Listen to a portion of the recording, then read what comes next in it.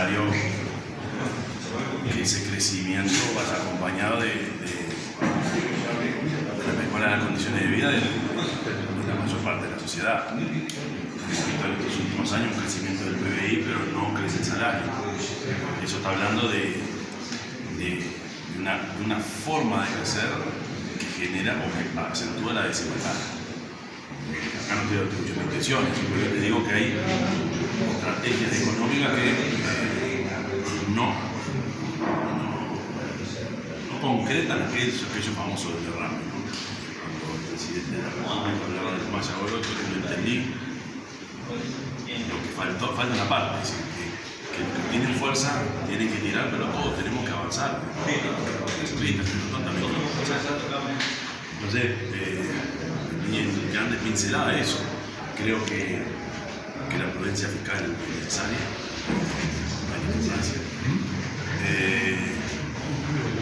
pero tiene que haber un crecimiento de la masa salarial porque también eso estimula el consumo interno. Nosotros no sabemos nunca cuándo los precios del mercado interno bajan inesperado. Entonces, siempre es bueno, como pasó en el 2009, y la crisis en 2008, que haya un mercado interno que sostenga la economía. Eso en términos económicos.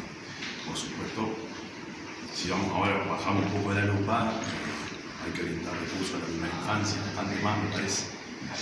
Y después lo otro, el famoso tema de la seguridad, ¿no? Que ahí no hay que tomar ningún esfuerzo y hay que profundizar el estudio de cómo lo hacemos frente a esto que es continental. La seguridad, sin esperar una medida mágica que la resuelva, sino muchas que cuestan mucho dinero, necesitaría precisamente mucho dinero para que sea efectiva la medida de mejorarla. Y no banalizar la discusión. Creo que una de las cosas que nos ha pasado es que el apuro político electoral o la priorización de ese tema ha hecho que nos hemos caído en la banalización, como antes decía, de temas tan sentidos como ese. La culpa es tuya, la culpa es de aquel, un poco menos que la personificación del problema.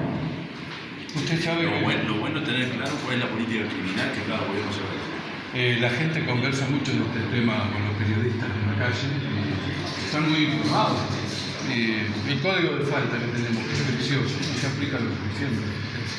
Y hay cosas en el país como los jóvenes que tuvieran alguna falta, alguna travesura, incluso que van al Zunca a trabajar, todos se encarrilan en el trabajo, contención ahí, o sea que hay medidas que funcionan, ¿no? Y la gente está pidiendo que trabajen los detenidos, que hagan oficio.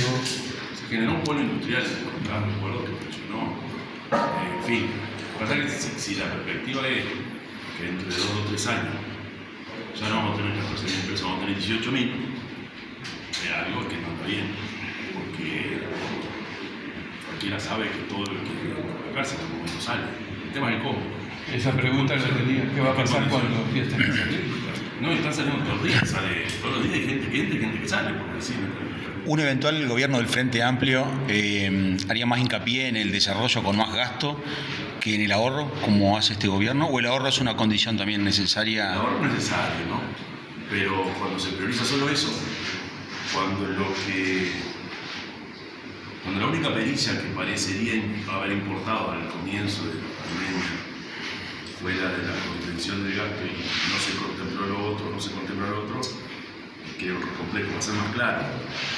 El gobierno se planteaba una disciplina fiscal y una caída del déficit que lo logró gracias a la pandemia.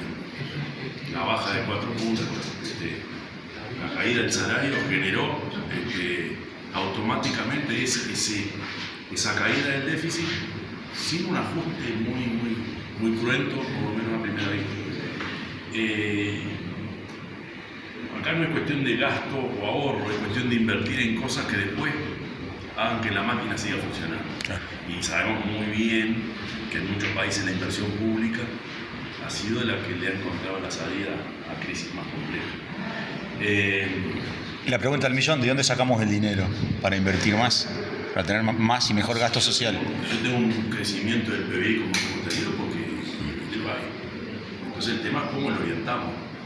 Que si nosotros permitimos que se generen algunos agujeros en la sociedad, pensando que después los vamos a atender, guarda cuando esos agujeros permanecen. Estoy hablando de ahí políticas sociales que permitan una cohesión social que incluso está para la economía y para los números grandes y los macro números importantes, por ejemplo, para lo que decía el consumo interno. Este país siempre se movió en una tensión entre la cohesión social y el crecimiento o el enriquecimiento. Entonces, los gobiernos han alternado en eso. El fascismo históricamente planteaba el crecimiento con cohesión social y era la prioridad. Cada tanto, con la llegada del herrerismo, ese factor o ese elemento era como tenido en cuenta de forma distinta, por decirlo de alguna forma. Entonces, en esas tensiones en las que se ha movido el país, es la que nos seguimos moviendo y me parece que esa pata sigue estando renga, porque como te decía, si yo tengo un crecimiento del PBI como que hemos tenido, pero una caída del salario, porque la balanza está inclinándose de manera por lo menos inconveniente. ¿Está prohibido para un presidente poner carga impositiva en los más poderosos? ¿Se puede? En el mundo las cargas impositivas existen para todo el mundo y por supuesto que aquellos que más pueden son los que más tienen que pagar. Eso no es socialista, eso es más capitalista que he escuchado y hay que ir a Europa para ver cómo funciona. Lo que pasa es que una discusión simple, diciendo hay que poner más impuestos acá, más impuestos allá, creo que no conduce. El tema es ver bien, por ejemplo, si se quiere aliviar la carga impositiva como se quiere hacer ahora, yo creo que sería mucho más útil y mucho más democrático a la hora de los beneficios apuntar al IVA y no al IRPF y el IAS. ¿Por qué? Por la cantidad de gente a la que se afecta. Pero bueno, es una discusión compleja donde el eslogan simple a veces no nos permite ver la realidad. Faltan casi 20 meses para la elección nacional. El Frente tiene muy buenas posibilidades de lograr el gobierno. ¿Le llama la atención que su candidatura esté tan bien posicionada por lo que dicen las encuestas? ¿Cómo lo maneja eso? Sí, llama la atención lo que se ve en las encuestas, por supuesto. Algo que uno nunca se imagina, pero como son fotos del momento, así hay que tomarlas, por supuesto, con la responsabilidad que eso implica, ¿no? Porque eso genera expectativas y uno tiene que ser cuidadoso. Entonces, por un lado eso y por otro lado yo estoy abocado a una tarea que es nada menos que el gobierno departamental. Yo si me distraigo de eso y el ruido de la campaña que todavía no empezó me saca el tiempo para lo más importante que es los 600.000 habitantes de Canelones, ahí estaría cometiendo un error que después lo tendría que pagar y cometer.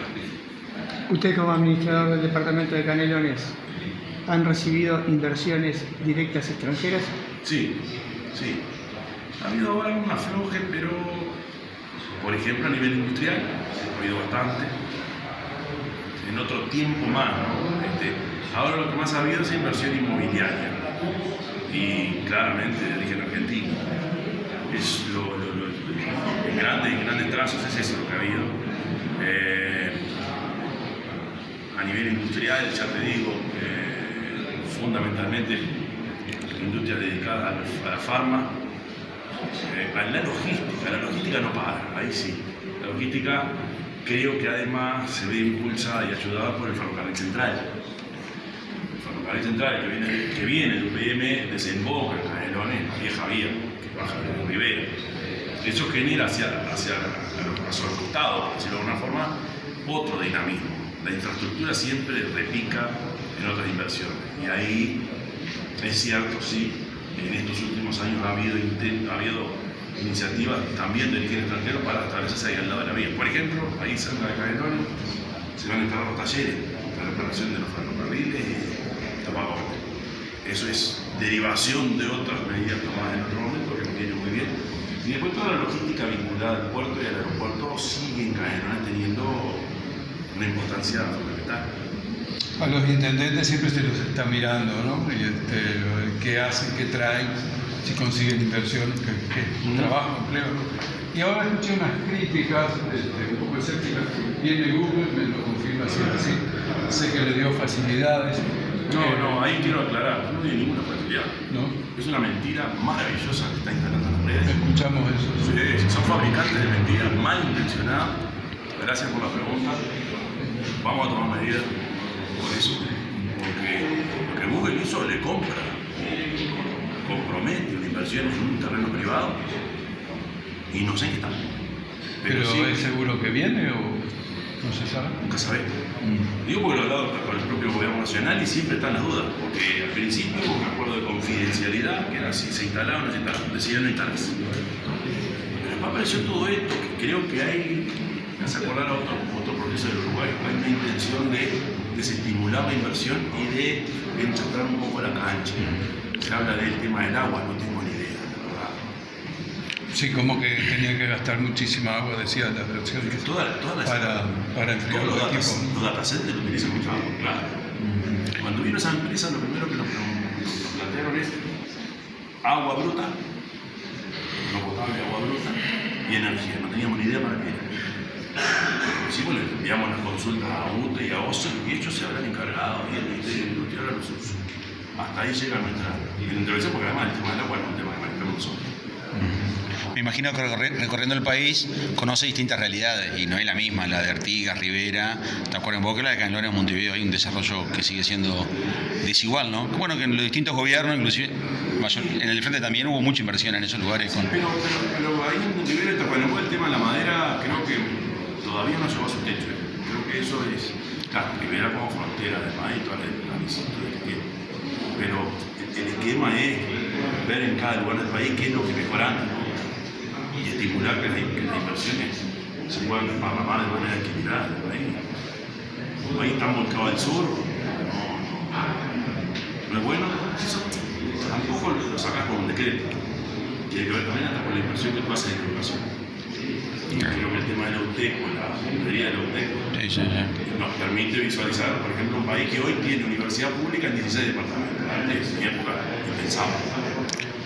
La obsesión del candidato es ir hacia esa ancha avenida, como me decía Marcelo hoy, ir hacia el votante de esa avenida del centro, es fundamental para ganar la elección. A ver, hoy no estamos planteando eso.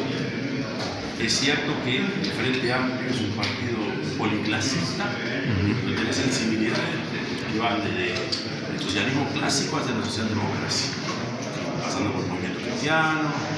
El Frente es una cosa muy abierta, a tal punto que, por ejemplo, nuestro primer vicepresidente de la República fue un intendente de San Lorenzo. Entonces, esa sensibilidad de que han nutrido al Frente, por supuesto, pescan en lo que nosotros llamamos el centro, la opinión política. Y es un actor importante. Uruguay es un país que suele trabajar muy bien los equilibrios, ¿no? Se habla de Uruguay como ciudad amortiguadora, se dice a veces, ¿no? Real de Azúa. Hay una cercanía. Bueno, eso tiene que ver también, sí. Que más que con el centro, la preocupación de los candidatos siempre está en hacerse oír por aquellos sectores que normalmente no hablan de política. Que en la política les interesa será un momento que tienen que votar. Y eso es un dato de la realidad. Ahí es donde normalmente terminamos apuntando todo, porque vos tenés dos 40%, por decirlo de alguna forma, que están ahí, pero hay un 20% que se mueve, 30% a veces, y que tiene que ver con esa gente que la política de repente no está en lo primero que analiza o que descubre.